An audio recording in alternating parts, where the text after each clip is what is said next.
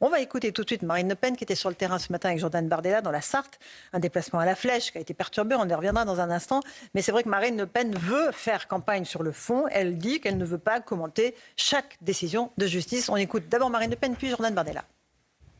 Jordan Bardella et moi-même, on est ici parce qu'on démarre la campagne présidentielle. Je ne vais pas passer la campagne présidentielle à vous faire des analyses juridiques. La Cour m'a rendu mon éligibilité. La suite suivra en quelque sorte son cours. Moi, ce que je souhaite, c'est que l'on parle maintenant de politique parce qu'il en va de l'avenir des Français, qu'ils attendent des réponses à leurs problèmes quotidiens, le pouvoir d'achat, l'insécurité, la désindustrialisation, le niveau très bas des salaires. C'est cela qu'ils attendent. Voilà. C'est pas des analyses juridiques permanentes. Ni du soulagement ni de la déception, la campagne démarre et nous affrontons maintenant une échéance qui est une échéance électorale. Et donc moi je me réjouis que Marine puisse porter nos couleurs et que d'abord l'innocence partielle quand même du Rassemblement national soit reconnue face à ce qui apparaissait en première instance comme une décision évidemment politique. Et donc nous nous réjouissons de cela et nous allons continuer de travailler naturellement main dans la main comme nous l'avons toujours fait. Nous l'avons très bien vécu et je suis extrêmement heureux que nous puissions rentrer en campagne avec Marine. Parce que des millions de Français attendent aujourd'hui le changement, ils attendent un sursaut. Après 10 années d'Emmanuel Macron qui ont fait un mal considérable à notre pays. Et donc je me réjouis qu'on puisse ensemble entrer en campagne pour offrir aux Français et offrir au pays l'alternance que le pays mérite et que les Français attendent. Voilà, alors ça c'est pour les déclarations officielles. Il y a eu aussi, je le disais, des perturbations pendant cette manifestation. On va en écouter quelques extraits. Des gens de la France Insoumise, visiblement, une dame qui criait. Qu'est-ce qu'elle criait ? Voilà, on l'entend crier ce qu'elle veut dire. Julien Sanchez, est-ce que ça veut dire, vous êtes encore une fois le directeur de campagne de l'élection présidentielle de Marine Le Pen, ça augure d'une présidentielle et d'une campagne mouvementée et compliquée ? Pas plus que d'habitude. Vous savez, je crois que l'extrême gauche a toujours été intolérante vis-à-vis de tout ce qui n'est pas d'extrême gauche, en fait. Donc, je crois que leur seuil de tolérance s'arrête au Parti socialiste, en général. Donc, ils sont, au-delà de ça, assez insultants et assez violents. Donc, écoutez, on est quand même dans un état de droit. Donc, normalement, les candidats doivent pouvoir faire campagne sereinement. Il appartient au préfet de faire en sorte que les candidats puissent s'exprimer. Et ça veut dire quoi concrètement ? C'est-à-dire qu'il faut des CRS partout ? Non, ça veut dire qu'en général, quand il y a une manifestation, là, elle n'était pas déclarée, mais lorsqu'il y a une manifestation et qu'elle est dûment déclarée, normalement, quelqu'un d'intelligent et un préfet intelligent fait en sorte que les deux ne se croisent pas. C'est ce qui arrive dans mon département, par exemple, lorsqu'il y a des manifestations taurines. En général, on évite que les gens s'approchent des arènes. Et bien là, c'est la même chose. Lorsqu'il y a deux personnes qui sont opposées, on ne les fait pas se rencontrer. En l'occurrence, quand même... Là, tout ça a été un peu improvisé, on est d'accord, parce que la décision de candidature est d'hier soir, le déplacement a été décidé tard. On sait très bien que les services de l'État sont informés lorsque un candidat se déplace et ils avaient toute l'attitude pour faire... Donc il y a eu un manquement ? Il y a eu un manquement, je le pense, et je le dis. Mais voilà, je crois qu'en tout cas, nous, on n'a jamais empêché Jean-Luc Mélenchon de faire campagne où que ce soit. C'est ce qui nous distingue, en fait, de la France insoumise. Et ce que je voudrais faire noter quand même à vos téléspectateurs, c'est que nous sommes respectueux de la parole de chacun. Et je crois que c'est ça la démocratie, en fait. Mais ces gens-là, ce sont plutôt des fascistes rouges qui ne sont pas respectueux de la démocratie. Alors, on écoute Marine Le Pen. Je ne sais pas, elle est à la sortie du siège du RN. Est-ce qu'elle va dire deux mots aux journalistes ? Peut-être. On va écouter. En tout cas, les micros se tendent devant elle. Mais je ne pense pas qu'elle va parler. Voilà. Dont acte. Mais encore quelques, ça veut dire dont acte. Dont acte. Je pense que la question, je ne l'ai pas bien entendue, Gauthier Lebret, c'était que pensez-vous de la décision de la Cour de cassation qui a décidé de statuer avant avril 2027 ? Alors ça, c'est intéressant. C'est intéressant. C'est ce que j'aurais posé comme question. Parce que, évidemment, l'avocat que j'avais ce matin de Marine Le Pen, il a une certitude, c'est qu'elle sera éligible il sera avec nous dans 10 minutes. Donc, le premier tour de scrutin de 2027. Il a une incertitude, c'est est-ce qu'elle terminera la campagne présidentielle avec un bracelet électronique ou non. Ce matin, il nous disait, la Cour de cassation, c'est entre 12 à 18 mois. Avril, c'est bien avant 12 à 18 mois. On est plutôt autour de 8 mois. Donc, ça veut dire, on sait très bien qu'au début, la Cour de cassation avait même anticipé sa réunion au mois de janvier. Au vu du contexte particulier, c'était au moment de l'exécution provisoire. Depuis, il n'y a plus d'exécution provisoire. Depuis, Marine Le Pen est éligible. Et depuis, elle s'est pourvue en cassation pour ne pas porter ce fameux bracelet électronique. Donc déjà, le plus important, c'est qu'il y a un bulletin Marine Le Pen le soir du premier tour, comme il y a eu un bulletin François Fillon, malgré une cabale judiciaire. Mais c'était la question qu'on se posait hier. Il y aura bien un bulletin Marine Le Pen. Première décision très importante. Après, est-ce qu'elle terminera la campagne sous bracelet électronique? Même si ça a lieu en avril, c'est pas sûr, parce qu'il faut évidemment que la Cour de cassation se prononce. Et ensuite, tout ça peut prendre du temps. Il peut y avoir un délai avant qu'on place Marine Le Pen sous bracelet électronique. En tout cas, Donc, mais il n'y a pas que ça. Ce que nous signalait aussi Maître Pardo, c'est que si la Cour de cassation casse le jugement d'appel, on se retrouve avec la première décision de justice. Maître, développé. C'est là, d'un mot, c'est l'incertitude sur laquelle les juristes travaillent. C'est-à-dire quand vous cassez la décision. C'est-à-dire, le paradoxe, c'est si Marine Le Pen gagne. C'est-à-dire, la décision de la Cour d'appel est cassée. À ce moment-là, on se retrouve devant une nouvelle Cour d'appel et ce qui revit, elle se retrouve dans la situation où elle était en première instance. Oui, mais donc, elle est présidente de la République à ce moment-là. Pardon ? Elle est présidente de la République si elle est élue. Non, si la décision arrive avant le premier tour. C'est arrivé après le premier tour. Enfin, bonne chance. Ça voudrait Il n'y aura jamais le temps. Ça voudrait dire, c'est une hypothèse, je ne dis pas que c'est la plus probable. Le problème avec c'est impossible, c'est que l'institution judiciaire a un malin plaisir à rendre possible ce qui est impossible. On l'a vu avec un candidat à l'élection présidentielle qui a été mis en examen avec une rapidité rarement vue, il s'appelait François Fillon. On l'a vu avec une décision où tout le monde attendait un maintien d'une exécution, d'une éligibilité, et on a eu une nouvelle surprise. On l'a eu, et Rodolphe Bossuet va intervenir, on l'a eu avec la certitude qu'au fond, la Cour de cassation va dire, écoutez, c'est bon, maintenant on va laisser passer le délai. Et elle dit jusqu'en avril, et il y a une hypothèse, il ne faut pas la fermer, elle n'est pas forcément immédiate, où Marine Le Pen gagne, donc c'est cassé. Donc on revient à la disparition de la décision qui a été rendue hier, parce que ça a été cassé. On revient devant une cour d'appel, et quand vous revenez devant une cour d'appel... Tout ça avant 2027, avant le scrutin. Mais c'est immédiatement, c'est immédiat. Mais il faut que la décision ait le temps d'être prise. Il y a un délai entre la cour d'appel et la décision. Gauthier Lebret. Alors, Maître Pardo répond à Gauthier Lebret. C'est très simple. Quand vous cassez une décision de la cour d'appel, décision, elle n'existe plus. Oui. Donc la personne se retrouve du jour où il y a la cassation dans la situation où elle était avant d'être confrontée à une cour d'appel. Donc la décision de la première instance. Or, elle se retrouve dans la décision de première instance qui était inéligible. 5 ans Alors, je inéligible connais ce avec débat. une exécution. Son avocat dit que c'est faux et que ça n'arrivera pas. On l'aura tout à l'heure. On va laisser ce débat de côté, on l'aura dans un Il dit que c'est instant. faux. Bon, il y a un débat juridique. Il y a un débat juridique. Il dit que cette jurisprudence date des années 90 et que ça n'arrivera pas et que c'est faux. Et que la jurisprudence a changé depuis. On leur posera la Mon question. seul problème, c'est que j'ai eu le cas dans un dossier dans mon cabinet que j'ai vérifié avant de venir.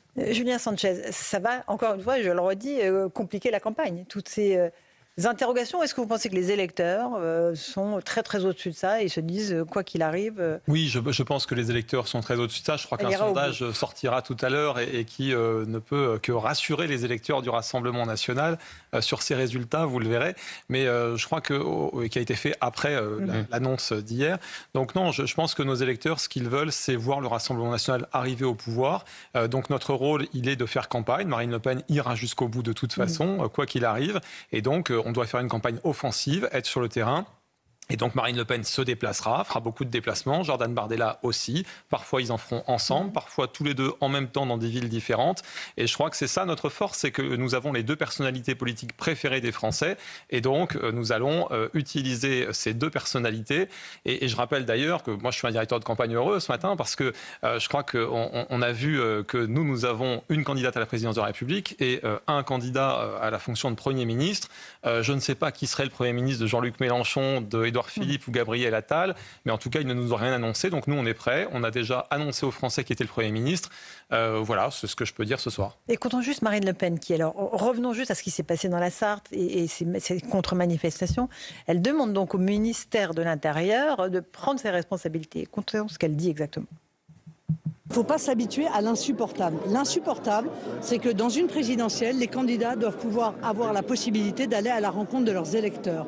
Nous, nous ne faisons jamais de contre-manifestation pour empêcher nos adversaires politiques d'aller à la rencontre de leurs électeurs. Donc je considère que ces comportements-là, qui parfois sont extrêmement violents, sont inadmissibles.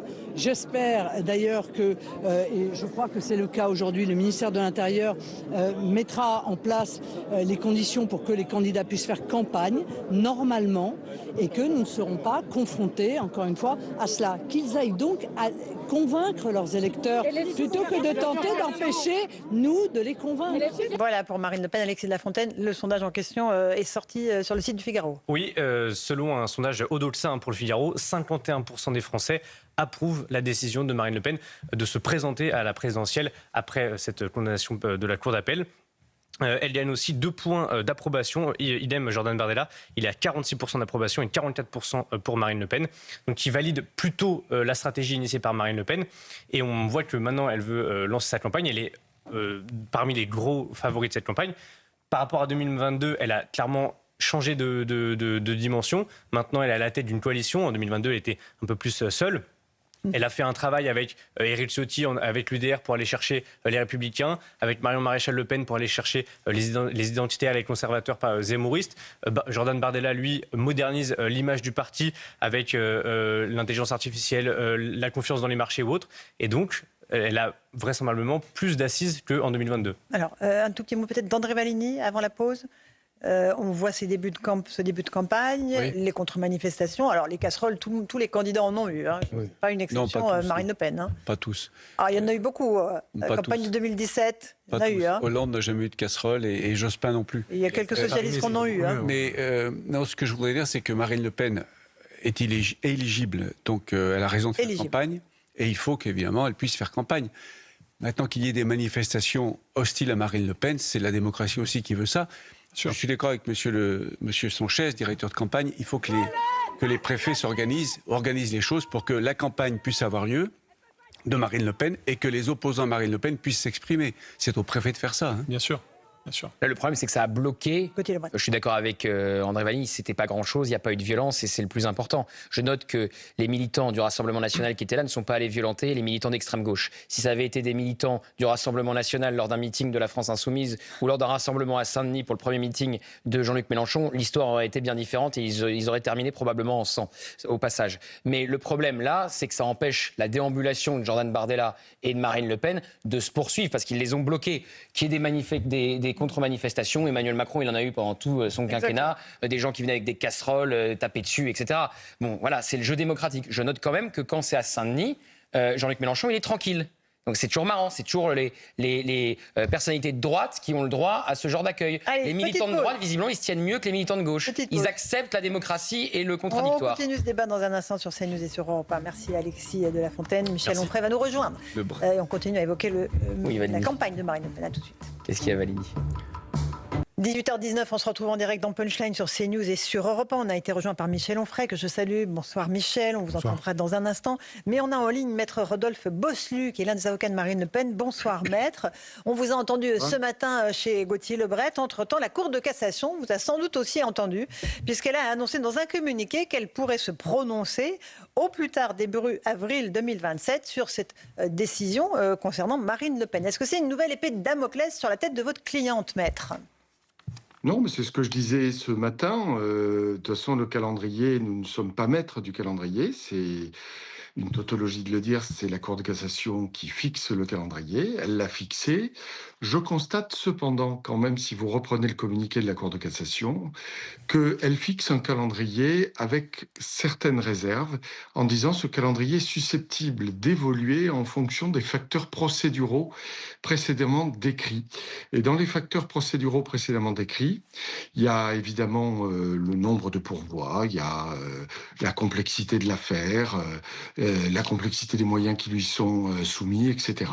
Bon, voilà. Donc, je pense que c'est plus une indication et sans doute une volonté de la Cour de cassation de préciser sa position par rapport à ce qu'elle avait déjà dit à un moment où nous étions dans une autre configuration, à savoir avec une exécution provisoire. Et elle précise que ce sera au plus tard fin avril. Donc, maître, vous maintenez que votre cliente sera bien candidate, que rien ne l'empêchera, puisque à l'heure où l'on se parle, elle est éligible et que rien ne pourra l'empêcher de se présenter. Ah oui, ça c'est clair, oui. Même si la Cour de cassation se prononçait juste avant le premier tour de l'élection présidentielle. Eh bien, si la Cour de cassation se prononce juste avant le premier tour de l'élection présidentielle, il conviendra d'envisager une autre phase judiciaire. C'est toujours un peu difficile pour un avocat de se projeter dans une décision ou dans une autre, mais ce sera une autre phase, une phase devant le juge de l'application. La question de l'immunité, j'ai vu qu'elle a été évoquée par mon confrère Pardo, Qui est là. la levée de l'immunité parlementaire qui est toujours là, très bien, je le salue. Ça risque d'être un peu plus compliqué parce que je pense que dans l'un des alinéas du texte qui prévoit la levée de l'immunité parlementaire, il dit qu'elle n'est plus applicable quand la décision est définitive. Et si nous avons un rejet de pourvoi, je crains que la décision d'un cour d'appel soit considérée comme définitive. Mais le fait est que nous entrerons dans une phase avec un juge de l'application qu'il faudra saisir, qu'il faudra que le parquet général saisisse, un juge d'application dans le ressort du domicile de Madame Le Pen, qu'il faudra d'ailleurs voir. Il y aura une audience devant lui et après un certain nombre de choses à mettre en œuvre. Donc les choses ne sont pas non plus, si vous voulez, comme on tente de les présenter dans certains médias, immédiatement et toutes affaires cessantes. Et nous sommes en présence de l'institution judiciaire. Et l'institution judiciaire, elle a une certaine inertie qui est bien normale et qui ne choque personne en temps normal et qui semble choquer davantage les gens quand il s'agit de Marine Le Pen. Une dernière question, maître. Parce que évidemment tout cela est éminemment technique, juridique, mais le débat est important. Est-ce que vous envisagez de déposer une QPC, question prioritaire de constitutionnalité ?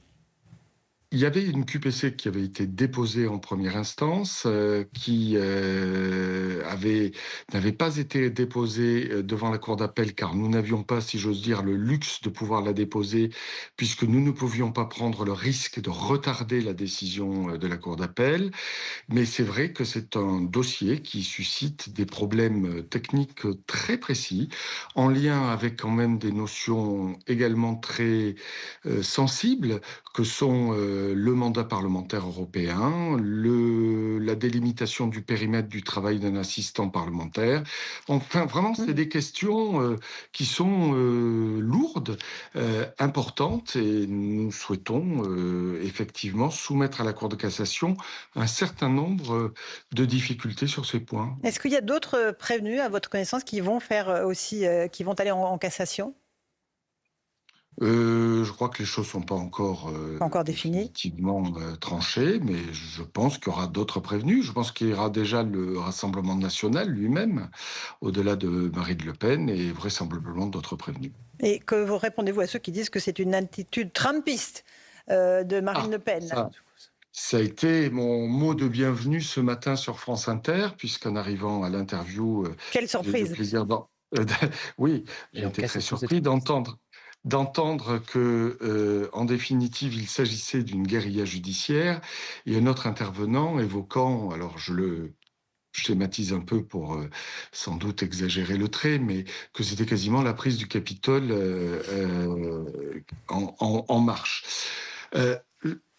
Je suis fasciné depuis hier de voir comment l'exercice d'une voie de recours quand même ultra classique, qui est le pourvoi en cassation, qui est reconnu à tous les justiciables, a jeté un certain nombre de personnes dans l'embarras, dans une sorte d'agitation assez étrange. C'est quand même on ne peut plus classique. Donc nous ne faisons pas de la guérilla judiciaire. Marine Le Pen exerce une voie de recours à laquelle elle a droit, elle est innocente, elle se considère comme innocente et elle veut soumettre à la Cour de cassation des moyens de droit qui, je vous l'indique, sont sérieux, qui ont reçu certes une réponse par la Cour d'appel, mais une réponse que nous considérons comme non satisfaisante sur un plan juridique, et il appartiendra à la Cour de cassation de nous départager. Merci beaucoup, Maître Bossru, pour ces explications. Voilà pour le dossier juridique qui est assez compliqué et qui nécessitera encore, je pense, des éclaircissements. Merci à vous, Maître. Michel Onfray, on est sur une situation où il y a une campagne qui a démarré. On a vu des opposants à Marine Le Pen qui étaient sur le terrain avec des drapeaux et les filles. Il y a une décision de justice qui va en cassation. Comment est-ce que vous jugez le climat autour de Marine Le Pen et de cette affaire ? Ce sont surtout les commentaires qui m'intéressent depuis qu'on sait ce qui va avoir lieu, c'est-à-dire qu'elle est effectivement candidate.